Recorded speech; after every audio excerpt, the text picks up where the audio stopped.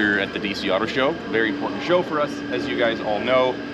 This year perhaps more than ever because we have our Polestar 3 SUV here, which is proudly made here in the United States in South Carolina at the Volvo plant down there. So Polestar itself is a pretty young brand, branched off from Volvo back in 2017. So all things considered, we're less than a decade old. But we're a global company. Our headquarters is in Gothenburg, Sweden. We have manufacturing here, we have manufacturing all over the world, and we sell in over 27 markets worldwide. So we're truly a global company. We're listed here on the NASDAQ and in the stock exchange, and as mentioned, we've got our manufacturing facility in South Carolina. So we're very proud to be here in the US and Canada. We will be here, we will stay, we love it.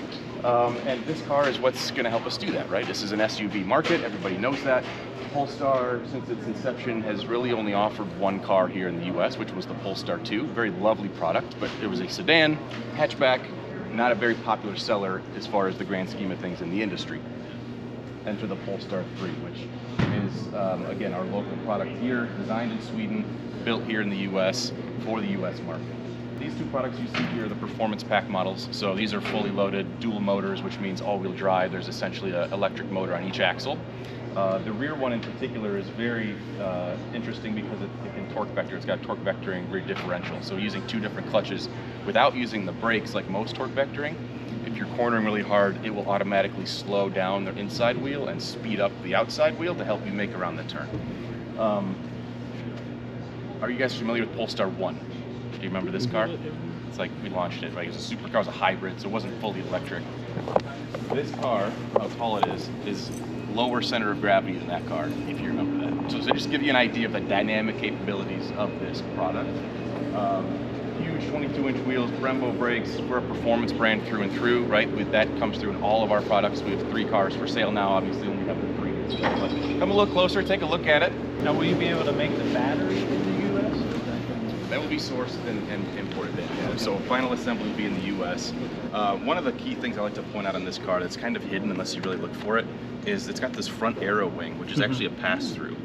I don't know anybody else in the industry that has that. I'd be curious if you guys know, but it allows you to have more of an efficient airflow over the roof of the car, right, for efficiency. But it also gives it more of a up-front, stance. It gives you that height that you want in a traditional SUV. Wheels and tires pushed out to the edges, great proportions. Got some great hips on it if you kind of look down the side of it. And it all fits the performance identity of it. We've got a lot of sensors that are built in here. This is a heated panel, so here in cold climates, when you're driving, that won't get impacted with snow and ice, and you'll be able to, from breathing to seeing, as we call it. And what sensors are in that panel? So you've got a lot of your active and passive autonomous braking and things like that that are built into that. Front camera, all of that good stuff. So you can come around through the side here. You'll notice when you get in, D-shaped steering wheel, flat bottom, again, performance through and through. Heated and cooled seats with massage function, giant Google-based infotainment system. These are in show mode, but in a customer car, you can, hey Google, take me to wherever, and it'll take you there. You can set climate control through Google, you can do all of that, all through your voice, which is super efficient, and it's Google-based, so it's snappy, it works, it's great. The back seats are like one of my closet favorite features because they're so spacious. I encourage you, either car, jump in, feel. This is the dark interior, that's got the lighter interior. But it's like an underrated part of the car in my opinion. Very driver focused. Bowers & Wilkins sound system with speakers in the headrests, but the back seats to me, it's just a great spot to be.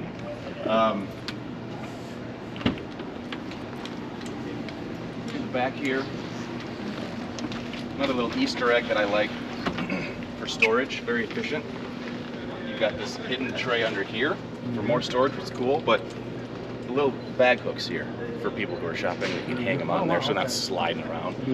This car will go 0 to 60 in 4.5 seconds, so it's very good to have those things that you can, your groceries aren't sliding around on your spirited drive home. So just groceries, not liquor?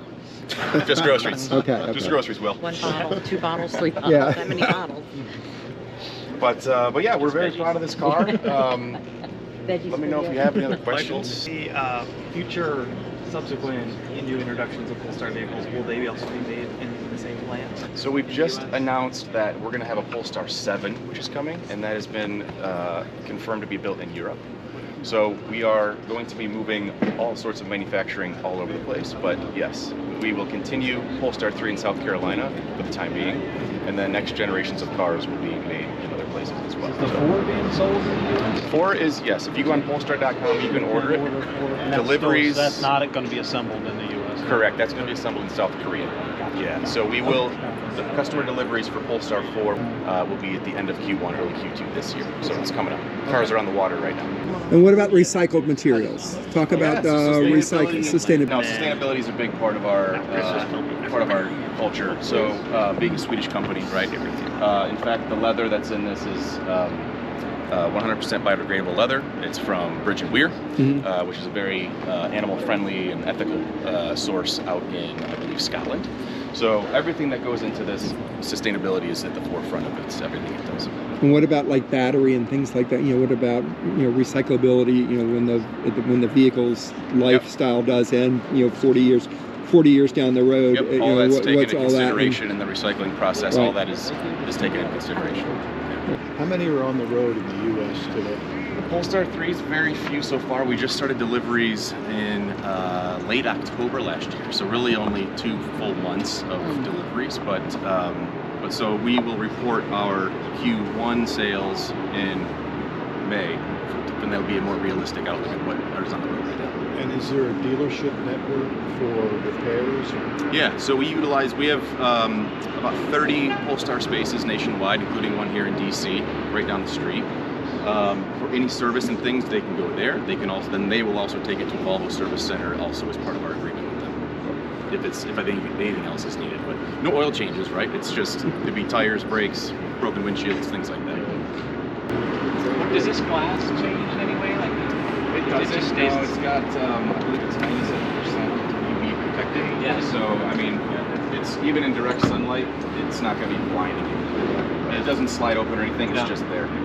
So the two, Hertz had a lot of two in their electric fleet. Are these going to be in any of the rental fleets as well, or have you? Not as of yet. So we're fulfilling the customer orders. Okay. And we'll see what happens down the road. Good way to understand the naming convention of the Polestars. I mean, as the numbers go up, does it go up in price, size, or No, just that's a great question. 2, So, then 3, then 5? I think it started with the 1, and then it was the 2, which was a lower price than the 1. Then it was the 3, which is a higher price than the 2, but lower than the 1.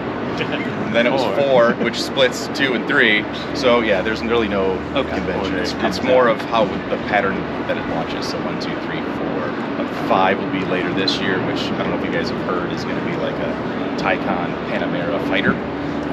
So super cool car. Looking forward to that. 800 plus horsepower. It's going to be proper.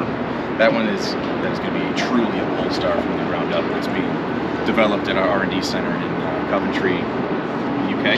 So like F1 country. A lot of the engineers that are working on that are former Lotus and McLaren, and they're proper engineers. Not to say nobody is, but as a car guy, I'm like, yeah, that's the one. So yeah, looking forward to Polestar 5, and then we just said Polestar 7 will come first, and then 6 down the road. Great. And then 7 would be like a smaller compact SUV, like a Macan EV fighter. If you haven't driven a Polestar, I please encourage you to.